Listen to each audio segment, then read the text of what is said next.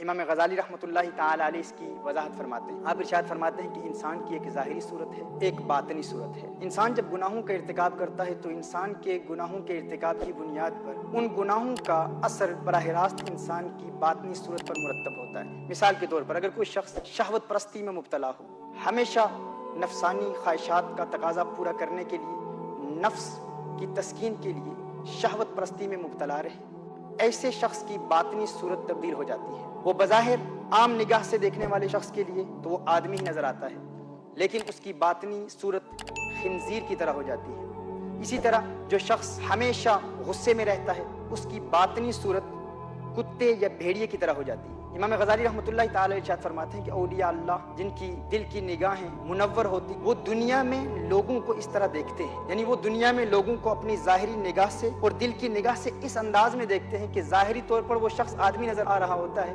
لیکن حقیقتاً اس کی باطنی صورت اولیاء اللہ کی نگاہ سے پوشیدہ نہیں ہوتی. یہ اور بات ہے کہ وہ ان پر پردہ ڈالتے ہیں، لوگوں کے سامنے اس کا اظہار نہیں کرتے. امام غزالی رحمۃ اللہ تعالی ارشاد فرماتے ہیں کہ بروز قیامت انسان اپنی ظاہری صورت میں نظر نہیں آئے گا.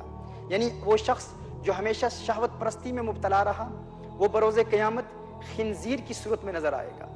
وہ شخص جس پر غصہ غالب رہا یا اکثر غصے کو اپنے قابو میں کرنے کی کوشش بھی نہیں کرتا رہا، وہ بروز قیامت ایک بھیڑیے یا کتے کی صورت میں دکھائی دے گا.